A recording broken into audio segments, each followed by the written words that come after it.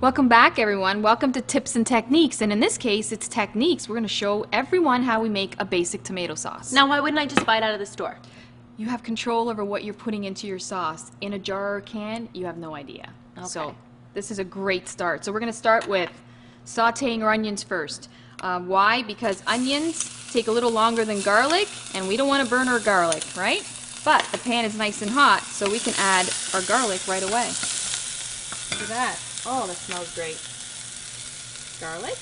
And then again, it's up to you what you want the amount, right? Because if you like a lot of onions or garlic, go right ahead.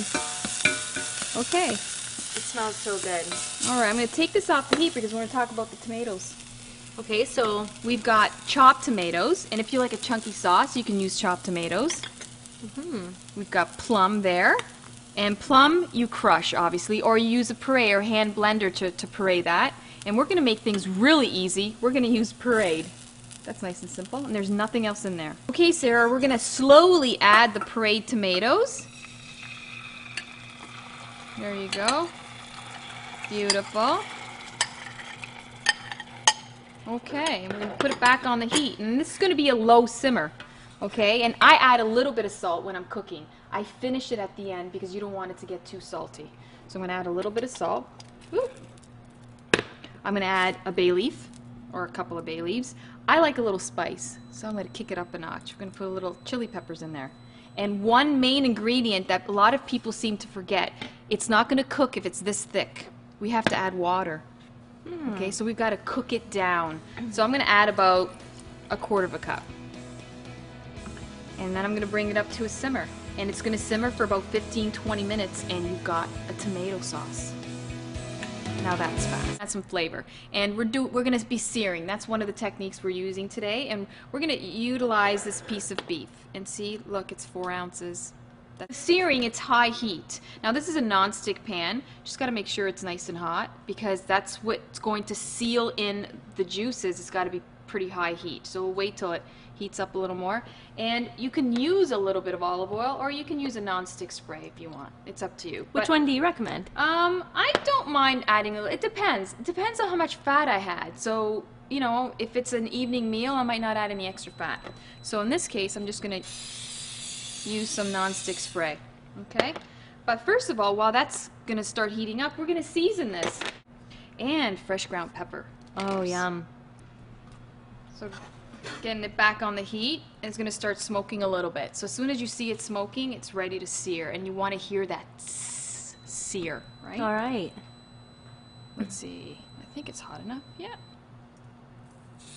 There it is. There it is. That's what you want to hear. Because what's going to happen is it's going to seal in those juices, and that's what helps actually tenderize it. So what I do with a lot of my meat, even with the fish, I'll sear it first, and then I'll finish it in the oven. And it actually seals in the juices without, look, that added fat, right? Flavor. And look at that. See? You want that caramelization. You cook, you know, with flavor, and we're adding flavor. You know, you don't have to add fat to add flavor. So look how beautiful this is. Does this smell great? Yep, and you know what I found? I think we can kind of tell. Frozen, fresh, canned.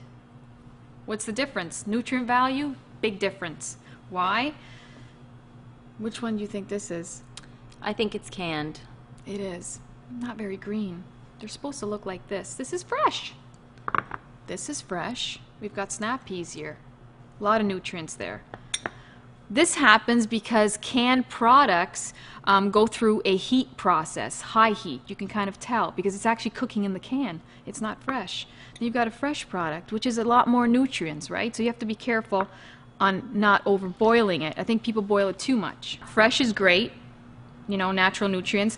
Frozen actually is just as good because they freeze it right away once they pick it, so it's not it's not wasting all the vitamins and minerals. So these are great options. Your last option would be your canned preservatives, cooking process. But So basically, I really should just get rid of all the canned goods. It's your last alternative if you can. But if you can't, that's okay. At least you're getting.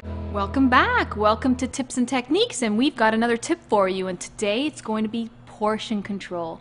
I think we have a little issue with that, and we're going to fix that today. And I have a special guest, and you all know her, the famous Krista Kersey, and here she is. Hey. Awesome. Hey. All right. What do you got for me today? Portion control, you don't have an issue with that. Or even if you do, your metabolism is extraordinary because of all the working out you do and how fit you are. So, and your muscle mass, that has a lot to do with that, everyone. So if you can't burn the calories, you gotta watch your portions. Potatoes in a box? Is this for real? We're gonna show you how to make real mashed potatoes the beginning of the week, and you can have it throughout the whole week, and you have whole potatoes, Sarah. There's all kinds of techniques we can use to make you and you healthier. Easy.